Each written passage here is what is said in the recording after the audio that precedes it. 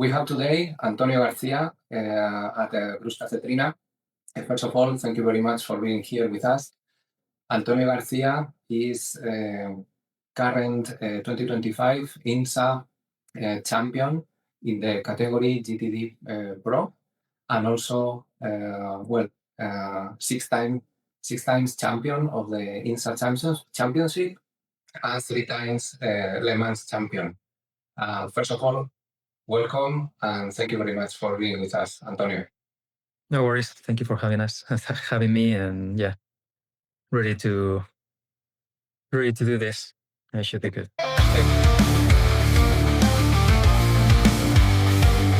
Filthy windscreen on Antonio Garcia's Corvette.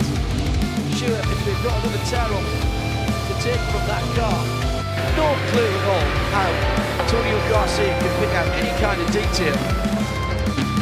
That is a weird skill if you drive through his windscreen that's as badly streaked as that.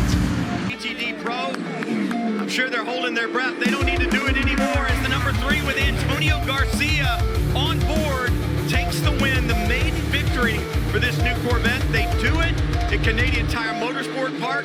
It's 13 victories here at this track for Corvette Racing.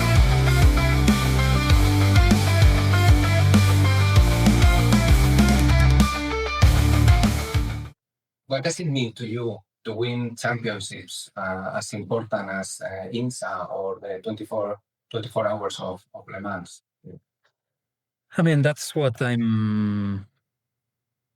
have contracts to be successful, and basically ever since I raced for Corvette, the main goal was to win the championship, especially manufacturer championship. That will be the goal for GM every year. So regardless of which one of the cars is up front, the main goal for the year is always to be up front on the manufacturers, and then whoever is able to win the championship on the driver's side, they are keen to do that too. But for me, win the championship is always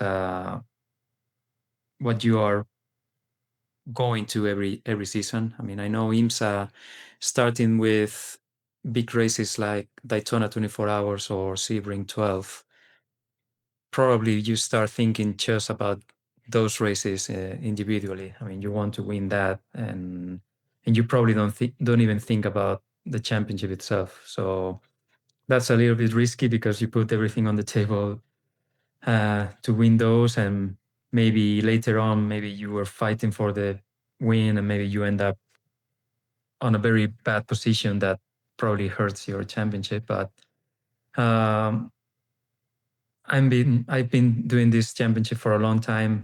Daytona has been always at the beginning of the season, but I'm now used to that. And obviously, being able to win 6 championships now, I mean, starting with what it was called American Le Mans Series first. That was my first years in Corvette Racing as a full-time driver, and then during the merge between Grand Am or IMSA and American Le Mans Series, that's when all become a single series, and ever since I won 5 more. So yeah, I believe I'm getting older, but so far I've found I've been very, very successful. But for sure, I think also I was driving with the best teammates and best team. So yeah, very, very happy for that. Wow. Congratulations.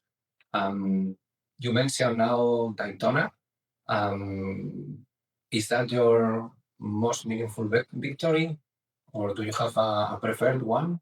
I don't know. I mean, in sports cars, for sure. I mean, Daytona is one of them. I was able to win it in 2 different classes. If you were think, I won overall in 2009, and then in GTLM or Pro, whatever it was called, in 2015 and 21. This year I finished second, or we finished second, and I think I had a few other podiums in this race, but this is the kind of races where it only matters if you win. So I was fortunate enough to win it 3 times. I lost it a few times. Now I remember that I also finished second by 300 in 2016 against my teammate. But yeah, I mean, I think Daytona is one of the few races that I always like to win for sure. It's a special podium, same as when I won Le Mans in 2008 against Corvette in an Aston Martin. And yeah, those, I think through all my career, I had different races that I always remember, like in go-karts, in Formula Nissan, or many other series where I was able to win. But for sure, these big ones, big names races, they are very known, and being one of the being one of the drivers that won many times is always very, very, very. I'm very happy for that for sure. Yeah. I can imagine that you are happy. That's great. And you mentioned that you won once with Aston Martin in Le Mans, but for the last quite a lot amount of time you've been racing for Corvette. What does winning mean to a brand like Corvette, and how would you describe your relationship with them?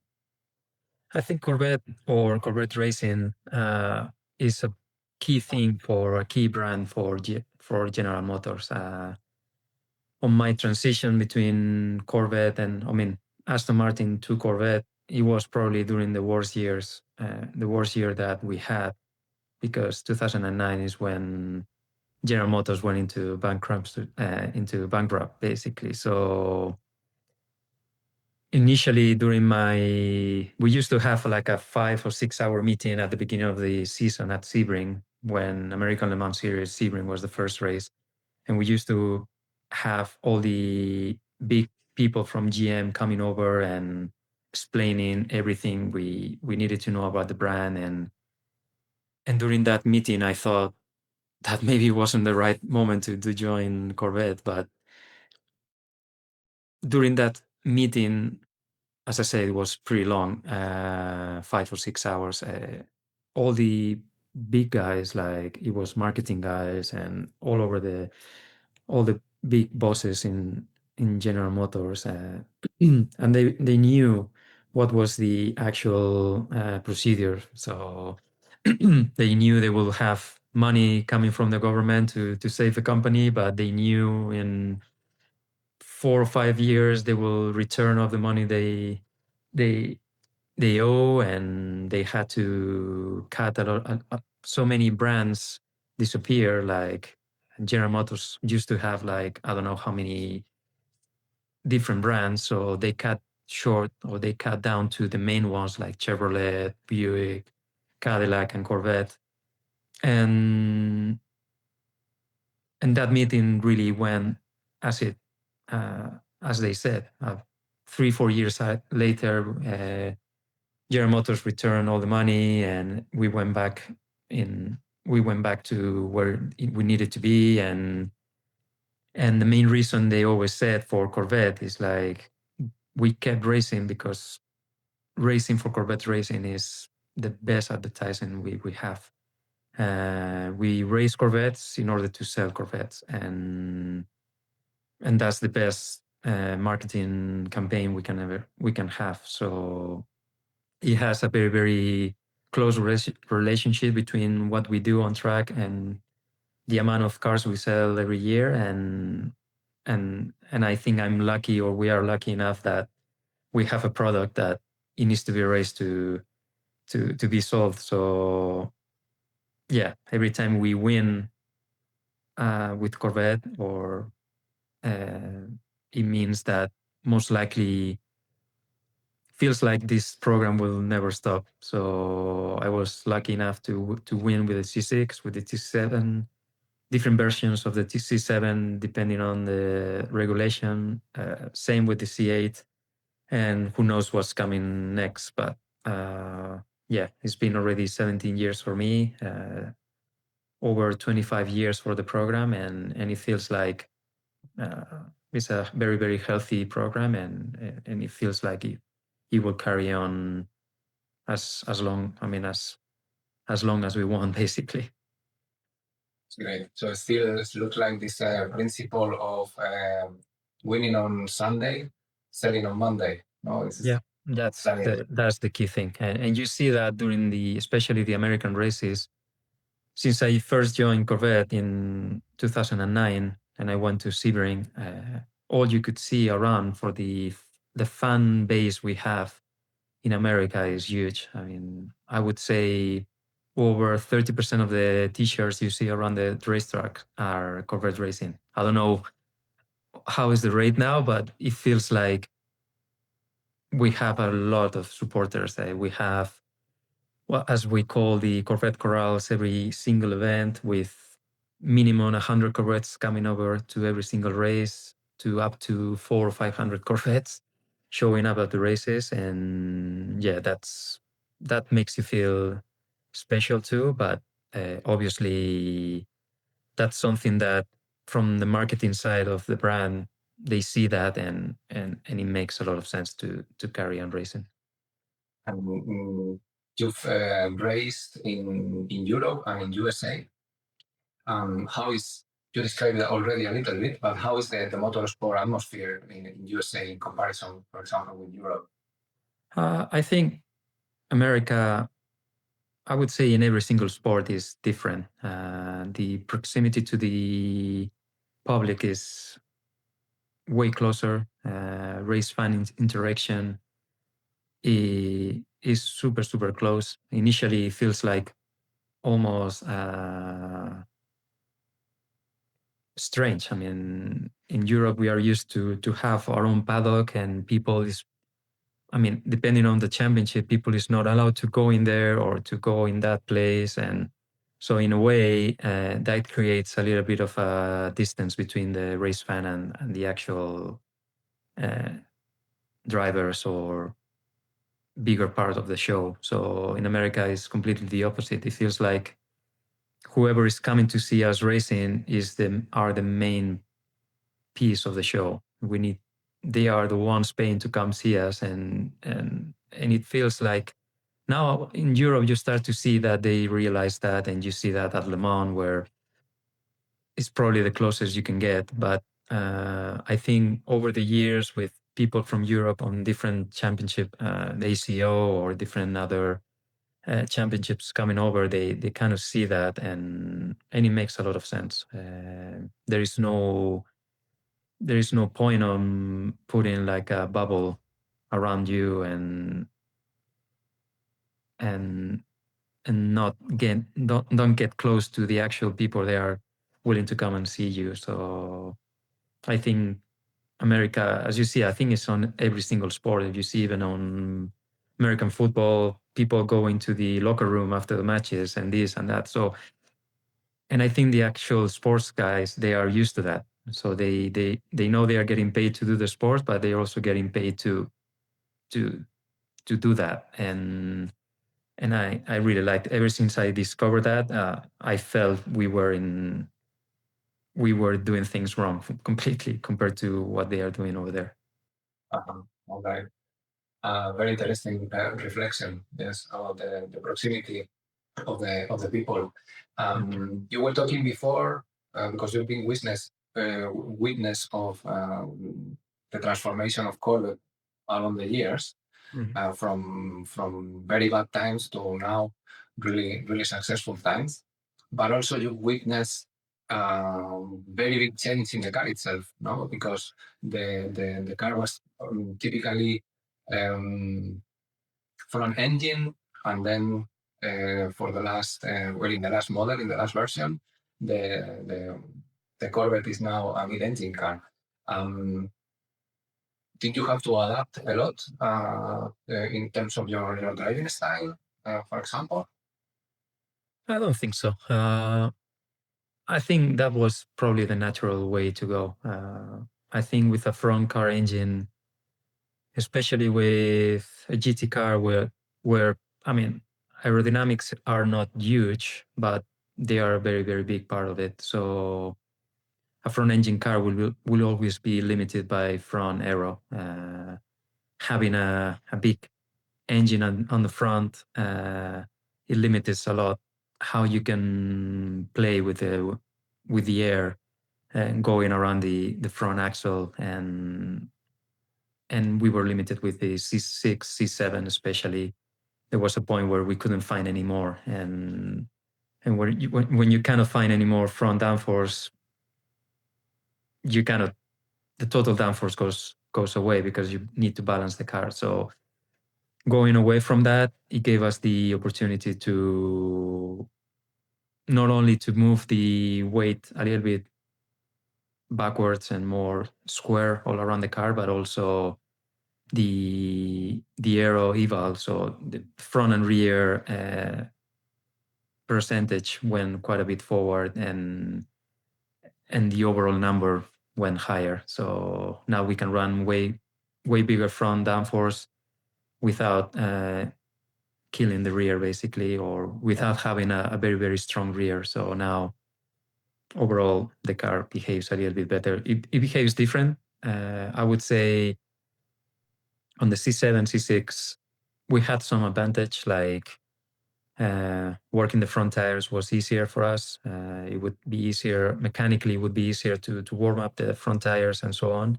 So now we are struggling a little bit more on that matter, but aero-wise, we gain quite a bit.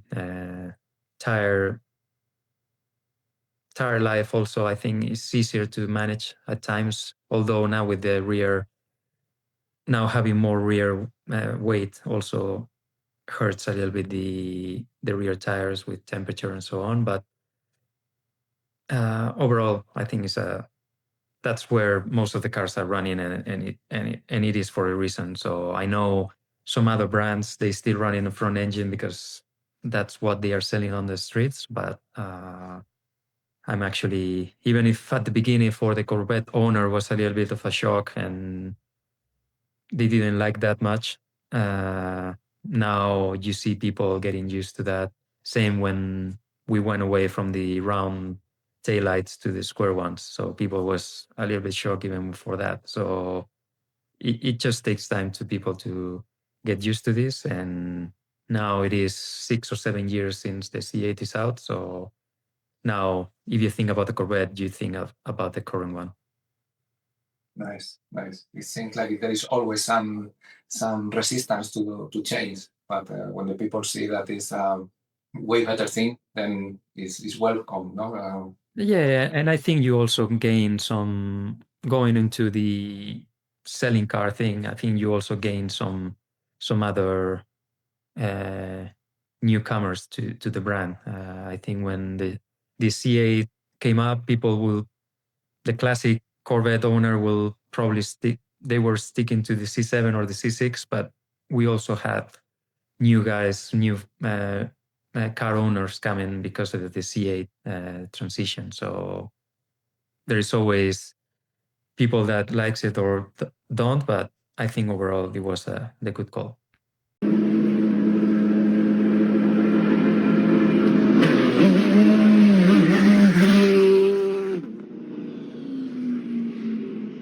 Switching a little bit the topic now, coming back to you as a driver, as a racer, who inspired you to race at the time, and who inspires you now?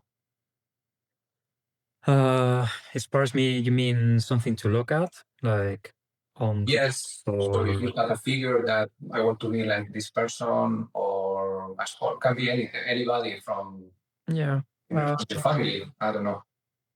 I mean, obviously, my father was the one that got me into racing as a race fan first. I mean, ever since I was 2 or 3 years old, I was always going to the Madrid racetrack in Jarama, or every single rally event that was close to home, we would go watch that. So we didn't have any race car drivers in our family, but I would say we were race fans. So I think my father saw in go-karts the perfect scenario where he could enjoy his favorite sport by enjoying it with his son. So initially that's how it was, and that's how it was back in late 80s, where go-karts were pure family teams. So the father, the mother, a go-kart, and a kid. So that's how we grew up. That's how we raced all around Spain with many good drivers at the time, and we had fun with that. So as an inspiration, I always like Senna or Prost, especially in Formula One, but I didn't look at them as something I even racing. I didn't think I will never ever be able to even get close to Formula One. So for me, it was not even close. I mean, I was already in formulas, and I remember even talking to Fernando. It's like, we didn't even think about Formula One at the time, but we just carry on winning pretty much everything. I was lucky enough with just my father as a mechanic just to win the Madrid Championship, Catalonia, Spanish Championship, then going up to Europe, which was the next step. At the time, only one guy in Spain won the European Championship, I think, but that was it for Spain. There wasn't any other good results over the years in international go-karts, and since I went first in 94 and I was able to win the World Championship in 94, and then Fernando kind of follow up with pretty much the same trajectory, basically. That's when we realized that maybe we were a little bit better than we thought. But the overall, the thought of my father's, especially my father's thought was like, we always had to try. It's like, okay, let's see how good we are in Europe and see how good we are. And if not, we just go back to Spain. We're doing great there. We're winning and we're having fun. But his idea was just to do that as a hobby, basically. And we didn't have inspirations or just fully focused to go to Formula One. Our main goal was to have fun and do well in whatever we were doing. Wow. So you met Fernando Alonso before, or at the early years during karting as well? I met Fernando when I was probably still 8 and he was probably 7 or 8 years old. So that was in 89. So I was still 8, during the Madrid Championship, where we had all the people from North Spain coming down to the Madrid Championship, and we would do the same. All the Madrid guys will go up to Castilla León or North Spain, where they didn't have racetracks. We will do street tracks, but that was the deal. We will see the calendar. There's a race in Valladolid. Boom, let's go there. Or there is one in Asturias or wherever it was. And mainly from 3-4 hours away from home, every single parent kid will go there and race. So that's when I went. That's when I met Fernando, and we raced together between 88 or 89 until 99 is the last year we were teammates. 99. Yeah. In the Formula Nissan, was it? Yeah, that's it. Yeah, I saw you. You broke rules at the beginning of your career by entering higher categories in karting, being maybe 1 or 2 years younger than the others. Yeah. How was that time for you? I just did whatever my father wanted me to do, but it feels like my father had everything clear in his head. He knew how good I was, or how good people on my same age was, like Fernando or Porteiros or some other guys racing with us. And he knew that in order to be better, you need to learn from people that knows more than you. And at the time in 93, we already did 1 year in junior class, and I was still 12, I think, or probably 12, between 12 and 13 years old. And my father knew it was time to go to the top class in the regional championship in Catalonia, which was very, very successful and was very hard championship. And my father fought with all the federations, the Catalonian Federation, the Madrid Federation, the Spanish Federation, and they wouldn't allow me to do that. And he would go against them. And not the funny thing, but my father went all the way to, at the time you could race with Andorran license. And we had some friends in Andorra too. So it's like, and for some reason, my father managed to get the Andorran Federation to give me the license to race in ICA, or the senior class. So that forced the Catalonian Federation to allow me to race, basically.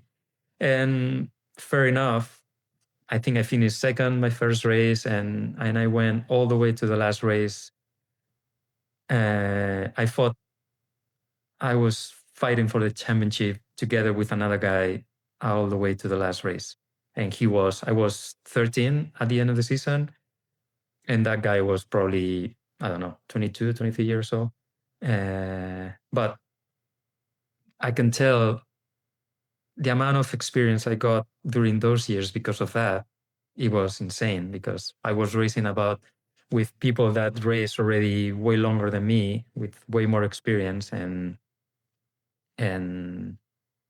when I first went out to race in juniors in the European Championship, I remember talking to my father during the week when you are just testing, that I was looking around. It's like, and the way they were racing or just interacting on track, and I thought, they are kids. Basically, I could see the difference between racing among people of my age or the people I was racing with back in Spain. So I think it was the right call, I would say. So I took profit of that.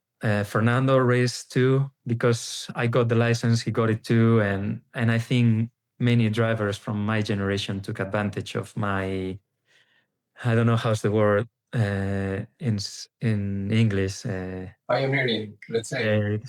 La tozudez, lo tozudo que es mi padre. Yeah. Stubborn, no? Stubborn. Yeah, my father is so relentless on when he thought about something, he would go for it. And I think I think he was right. And I think I learned quite a lot because of that. And that's how karting was back in the day, because we raced almost, I was still racing in Formula Nissan.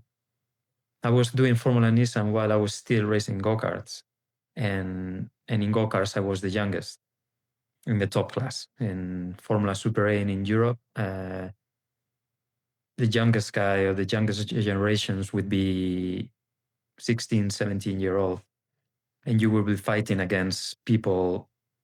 Every year they would come in 3 or 4 guys, the best ones for every year, for the last 10 at least. So I remember racing 5, 6, 7, 8-year-old guys than me, older guys than me. And I think that's why people like Trulli, Fisichella, Fernando, Raikkonen, myself, I think I would have been able to do that. We would do go-karts all the way to 17, 18, 1 year of Formula 3, and then straight to Formula 1. That's what Baton did. That's what Magnussen did. That's what Trulli did. Many guys, Raikkonen did that. I think the level there was back in the day in go-karts was huge. And a lot of experience, and yeah, that's why it was very we could do that back in the day, and now, because go-karts are a little bit different now, they race against each other, same age. That's why now it makes sense to go into Formula 4 or Formula 3 right away when they are 14, 15-year-old. So that changed quite a bit over the last 35 years. Oh, yeah, amazing. Yeah,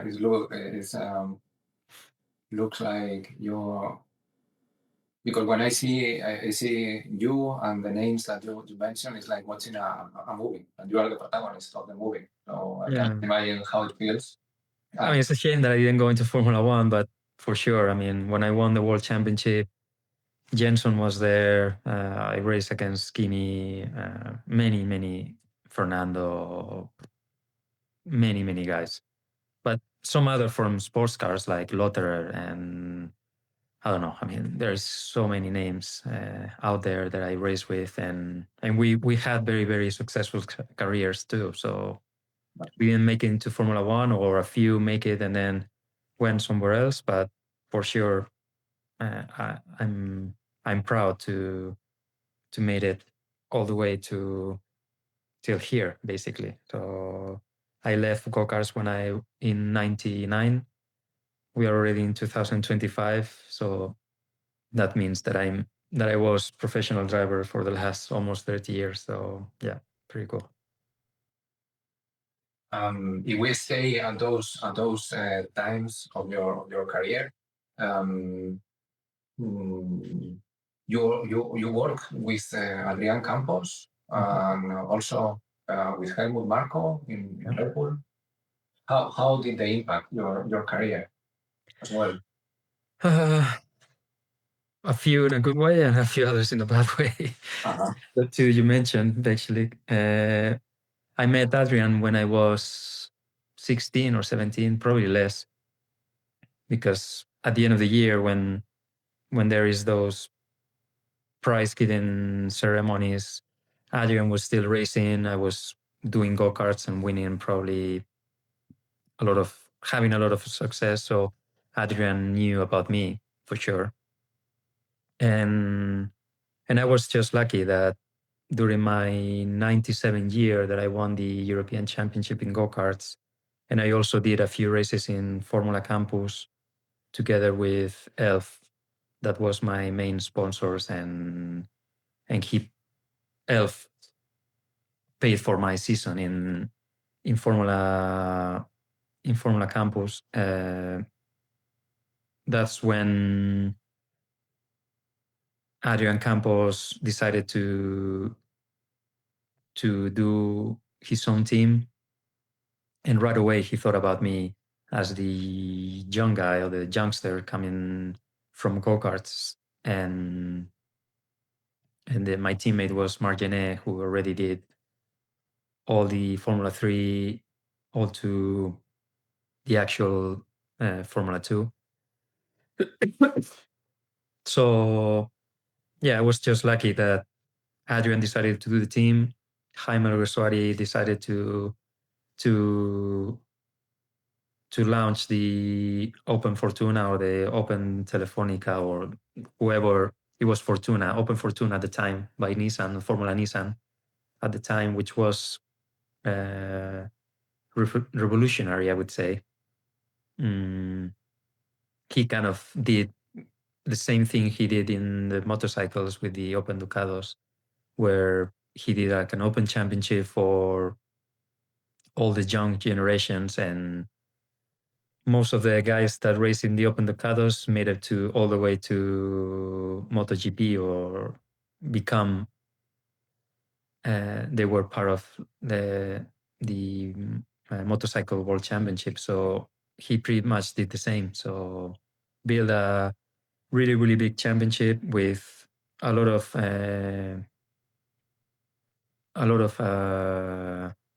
prize money. Teams were very interested. There was TV, a lot of fans on the racetrack. Most of the teams, or especially Adrian, managed to build up. The car was full of sponsors, and And yeah, so Adrian did an amazing job back then. He signed me. He was my manager from that point on, obviously, because I signed a contract with him. But for sure, he managed to fund the whole team by finding sponsors, because it was a really, really good product built to do this Formula Nissan. So yeah, I was probably on the right time at the right moment. So it's true that out of the Formula Nissan champions, I was probably the first one that didn't make it into Formula One, because Marc Gené went straight to Formula One. Fernando won it in 99, and 2 years later went to Formula One, and I got to test the Formula One, but I didn't get to race. So You tried the Minardi, isn't it? yeah, I raced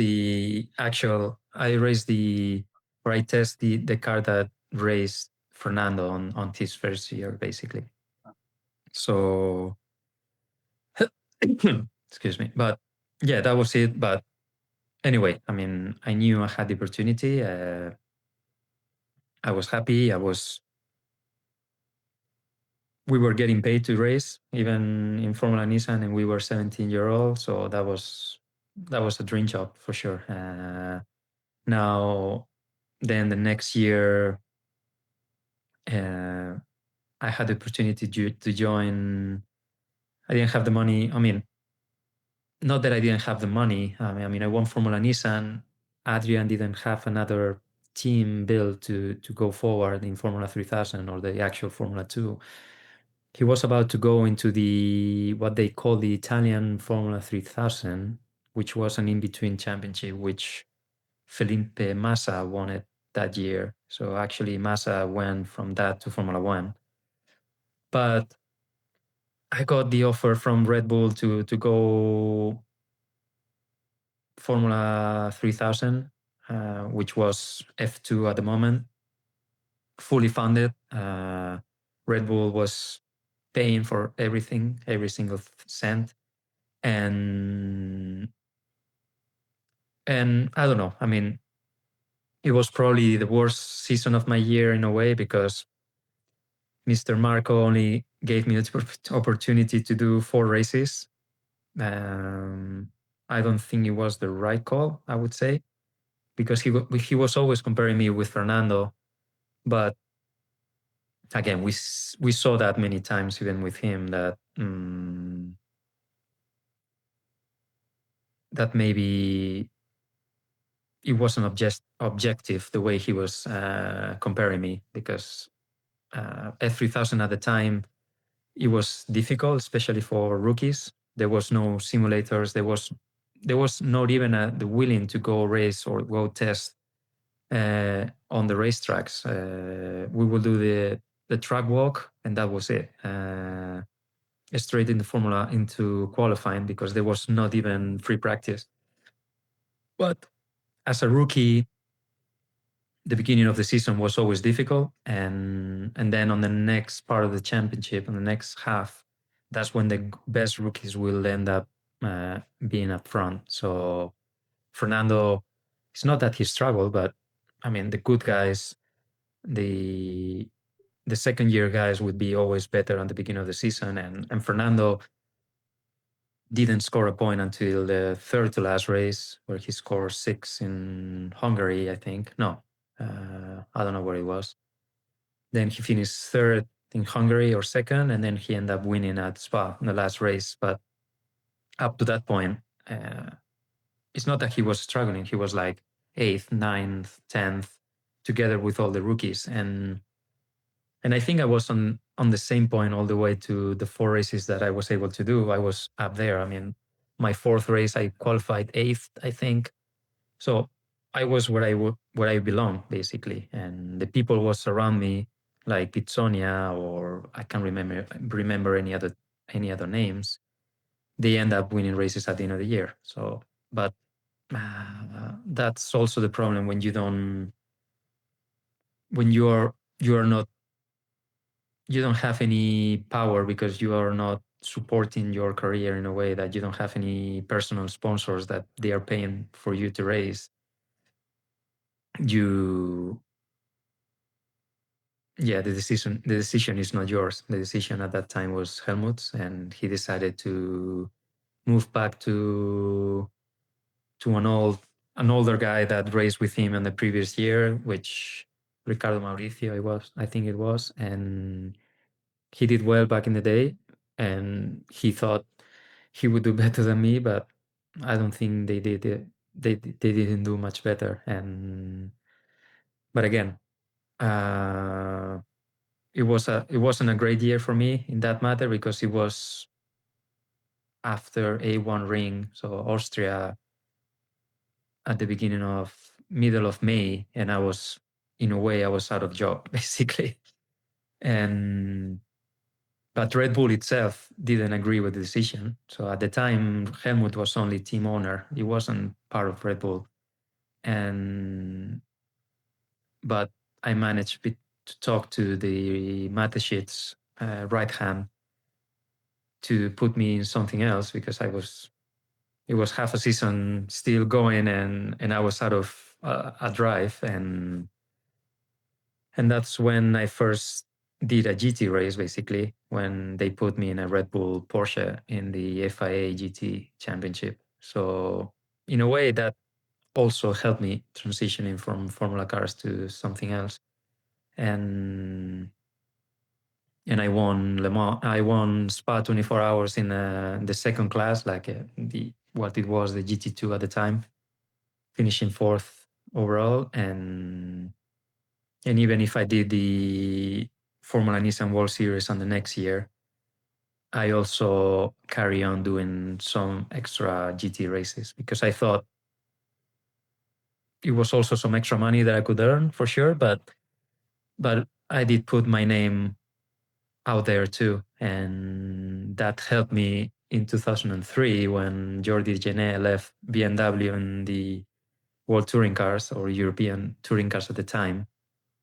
When he left BMW to join SEAT, the first name that came on as a Spanish guy to replace Jordi in BMW, it was my name. And probably it was just because I was racing FIA GT and I was doing poles and I was doing great in a GT. So that's what helped me doing that. And that's when I closed the door about pursuing the F1 dream, basically. I knew I finished 4th in the World Series the year that Ricardo Sonta won, and I had a seat available in the team again with Campos. But I thought maybe even winning the championship again, maybe I would have not had the opportunity to go into Formula One anyway. So that's when I decided to go flat out into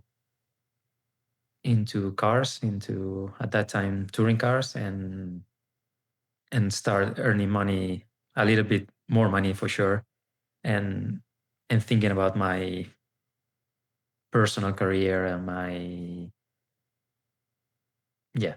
trying to build up a career and a job, basically. I didn't want to do anything else than racing. So that's pretty much it. That was kind of my transitions between go-karts, Formula, and that, and how Adrian was always behind me and helped me a lot.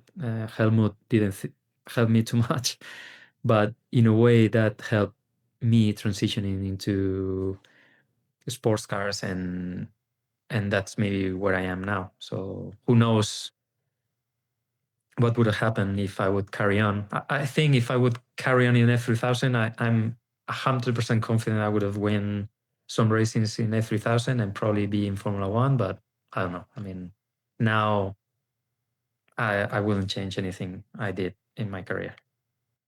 Wow, looking at your records, I wouldn't change anything either. No. There's so many championships behind your back. So yes, and this could you bring some of the experience of driving a single seater into the touring cars or into? Yeah, obviously. I mean, even my go-kart experience helps. I mean, every year, whatever you're racing with is experience you get. I know probably coming from faster cars is easier to race slower cars like a GT or a touring car and so on. You also need to adapt to that because you don't have as much downforce and so on. But again, at the end of the day, it's just a steering wheel. So you just need to adapt, and the good drivers are the ones that, regardless of what they are driving, they perform. So that's the main thing.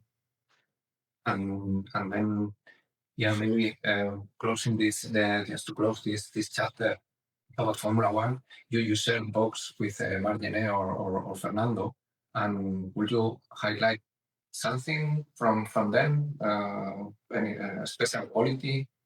I mean, obviously, they're both great. Mark did amazing ever since I raced with him in '98 when he won the championship.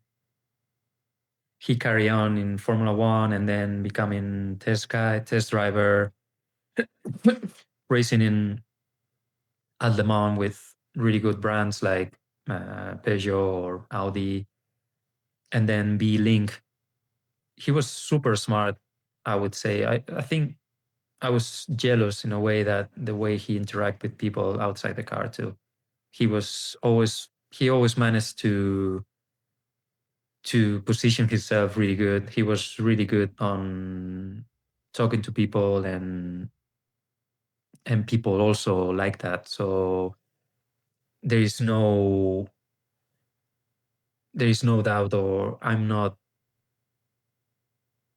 I don't know how you say that. It's very clear that he carries on doing what he does and be a key part of Ferrari at the time, at the moment, for example. And just because he works a lot, and that's the thing. I mean, in order to do that, you need to work yourself. I mean, you need to work hard, and something to describe Mark is he's been always relentless and working super hard. And yeah, I mean, I have no doubts, or it's probably many times there is no other good guy, better guy than him to do what he's doing. So, and that's why he's still up there. So, and then Fernando, for sure. I mean, he's a killer for sure. But that's how we were. I mean, ever since we raced together, and when we were 8-9-year-old, if you look back, I mean, this sport is very, very selfish in a way. In order for you to win or to go up, you need to be better than the rest. And it's like almost like a pyramid, or in order to go up, you need to step, or just not to kill. That sounds a little bit too strong, but you need to survive. And in order to survive, you need to look forward, and that's it. So I would say, or I was proud in a way, that he was probably the only one that I didn't manage to be, or yeah, he's probably the only one that I didn't manage to leave behind, because he's obviously really, really good. But in a way, to see him be successful in F1 ever since he joined, that also is very it's also good to see that. I mean, if you see a guy that you've been racing with for your whole life, and you see doing well in F1, all you can think about is like, maybe it doesn't mean that you could do it better than him, but at least you would be close to him, which is still pretty good, I think, from what he's been doing. So I never had a chance to do that or to prove that, but in a way, if you look back to all the other classes or everything else that I've done, it's been always the same, trying to be the best and learn a lot from your teammates and be better and better every year. So that's why I think Fernando is still really good, because not only because he's still fast, but mainly because of even if he's losing a little bit of speed, which he's probably losing a little bit, he's compensating that with the experience he has. So in a way, I found that with myself too. So you need to compensate that, and that's the way to carry on being competitive. So I don't know when the transition will be way harder, where my experience won't be enough, but so far I think I'm still up there, and yeah, I will carry on working hard for sure. Which quality would you emphasize from yourself? From myself, I don't know. I'm pretty analytic. I think I've been, probably from my go-karts here, I've been always like a sponge. I was always trying to learn every single thing from everybody that I could, just from my advantage for sure. But that's the way to become better. It's pretty easy to close yourself and don't look at each other, but when you have really, really good teammates by your side, I feel it's stupid not to learn from them. And I was also very, very fortunate to have such good teammates around me, like Fernando, Mark. There are so many jam manus and all my Corvette guys. I learned a ton from them. Initially, I was the rookie, and probably now I'm the one that I'm teaching everyone else. So, but yeah, that's the way it is.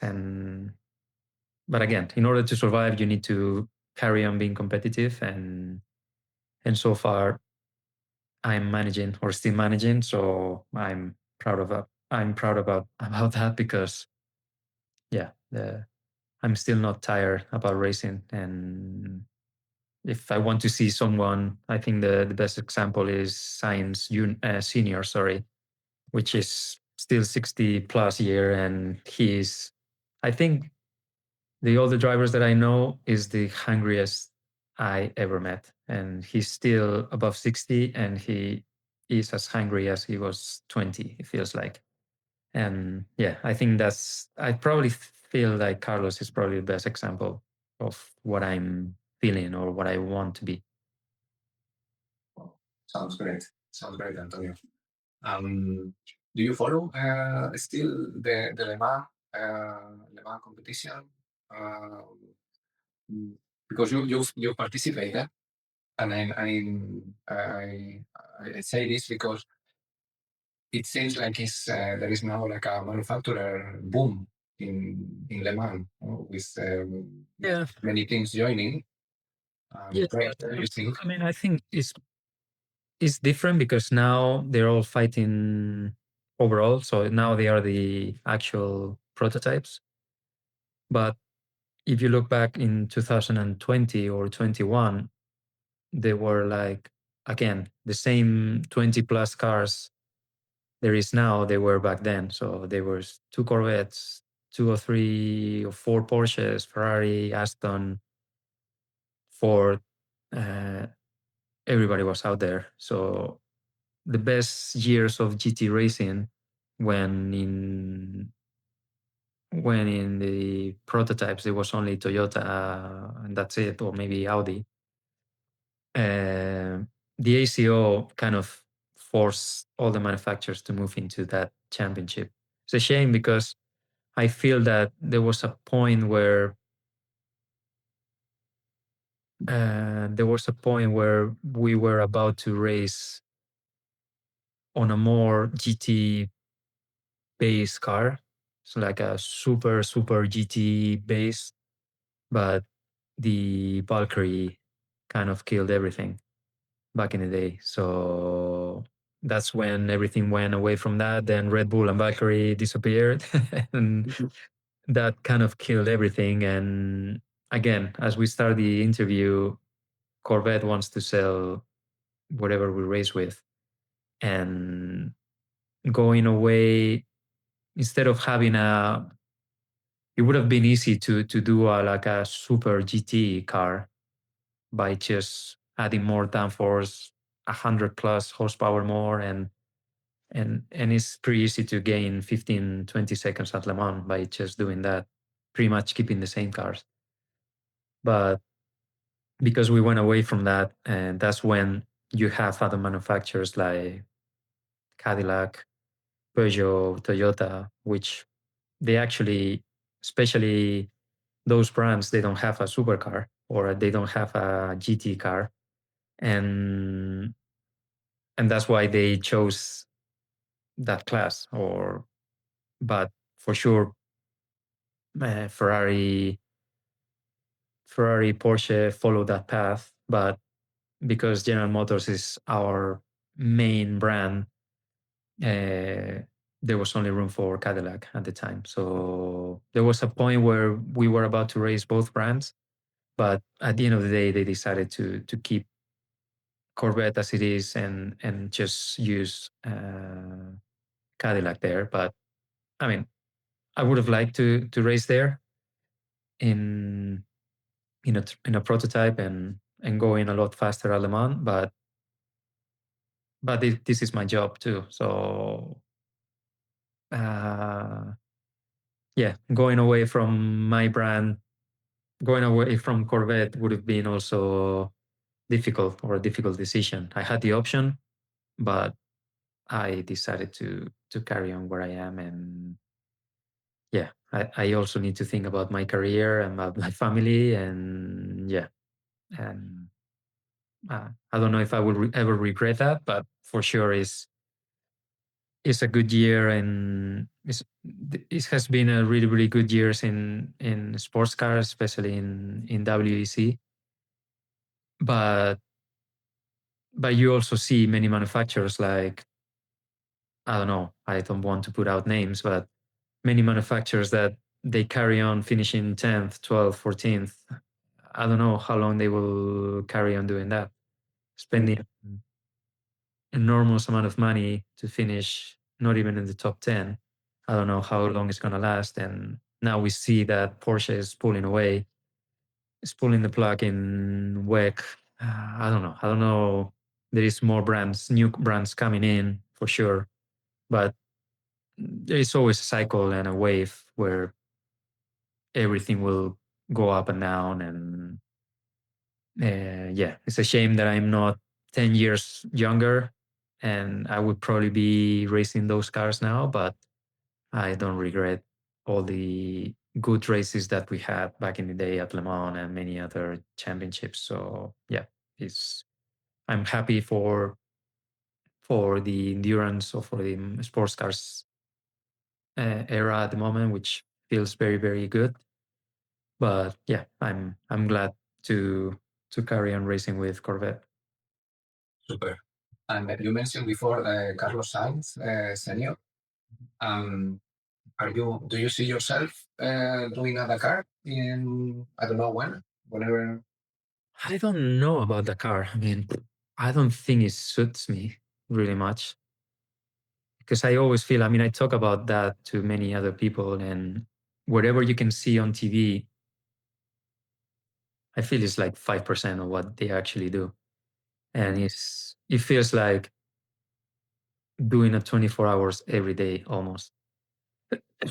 So you need to be, I don't know. I mean, I don't know if I will have the aim to do it, but I feel it's too far away from me, from my perspective or of what I want to do in racing for sure. I see myself closer to do a regular rally than that, and still rally, NASCAR, everything is still a race car, but it's completely different, and I don't feel I'm too old to start again, I think, because I feel I need to, if it needs a new learning process to be good at it. And a bit like Fernando, I don't want just to participate. If I want to do something, I always want to do it well. So maybe I would be able to maybe race in Dakar, but I don't feel the need to do the Dakar rally just to do it. That's, I don't know if you understand me, but the way the competitive I am, everything that I do, it would be put in 100% effort and be able to be successful. So, and I feel I don't have the power that Fernando has, or with brands, and he was racing Toyota, so it was the perfect scenario for him to prepare and do the Dakar rally in the best conditions. And I'm not Fernando. I don't feel I have the same leverage to do that. And Sainz Senior, coming from World Rally Car, that's way closer. So that felt like a natural transition between World Rally Car to rides. I think that's a more natural transition, which I'm far away from it. And in the short term, your plans for 2026? Yeah, I'm signed again with Corvette. So yeah, looking forward for that. Only we are in December almost, and yeah, January 11th. January 11th. I'm flying to America and already to race there. So doing some simulator, and then the pre-race testing we have always at Daytona, and then end of the month, Daytona 24. So yeah, less than a month, or we are racing again. I'll keep my eyes Yeah. on what you do, for sure. That's amazing. What would you say to that kid that started in karting, that made incredible racing lines with the experience that you have today? I mean, I know it's completely different now. I mean, it's a little bit sad in a way, because I feel that you can do whatever we did almost 40 years ago, which was just buying a go-kart. I know I'm still feel fortunate because of that. So I feel fortunate that my father was able to actually buy me a go-kart and go racing, even if it was with the go-kart on the roof, and go racing with the same chassis for 3 years and one new engine every year, and that's it. And if you compare that to what it is now, it's completely opposite. So in a way, I feel it's sad. So I would be keen to I don't know, to get this sport a little bit closer to everyone. But I feel it went so far down the ladder at that level that I don't think it would be very, very, very, very, very difficult to change that. But again, whoever starts now, if he's lucky enough to do it, I mean, the main thing is to have fun. I mean, if you are 8-year-old, I mean, it's good to have a dream and go up to seeing yourself as a Formula One driver, but the main goal is to have fun. I mean, that's the biggest thing. Then the results will put you in your place. But regardless if you win or you don't win, I mean, the main thing is to have fun. I tell that to my kids in whatever sports they do, and the main thing is they're having fun. That's doing sports, I think, is great, and regardless of the sport you're doing. But pressuring yourself too much about only winning, and that only gives you frustration, and that's not that's not good for a kid, even if that pressure comes from the parents, which at times they come from them. So yeah, I mean, just if to every kid that I see on every sports, not only motorsports, I mean, the main thing is to have fun, and if the results are coming, great, enjoy and go up the ladder, but don't overpressure yourself about just going into Formula One. If you get into Formula One, great. If not, don't get. Just enjoy the sport. Great. And is there an Antonio Garcia successor within your family? No, I think I responded the answer pretty soon. Even in my position, I don't feel I have. Yeah, I mean it's a little bit tough, but I don't feel I have the power to even have my kids start racing. I don't know. I prefer them to do every other sport they like. At the moment, they are doing many different sports, and they try go-karts and so on, but they are doing also some other sports. So just because my life is different and I couldn't follow my kids even if they would be racing now, because I'm racing too, it would have been difficult for me. And yeah, I don't know. I don't want to pressure myself, or no, I didn't put any. Probably, I don't know if I put enough pressure or enough willing to my kids to race, but so far, I don't know. I show them go-karts, but I won't be the one telling them to race. If they come over and say that if they want to race, maybe I would probably follow them, but it's up to them to ask me instead of the other way around.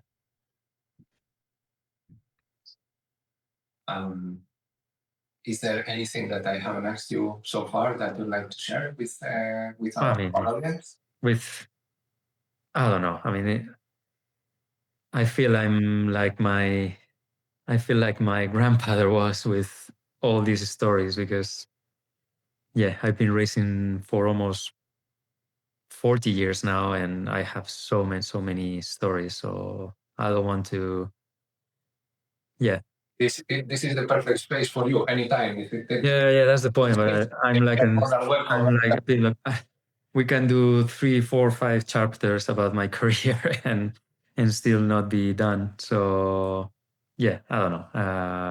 I have so many memories, and I don't know. I think we went through the main thing about my career for sure, and I don't know, for sure we can come up with some extra, or if this year or the next year I end up winning my 7th year, I'll have probably more stories, but at the moment, I don't know.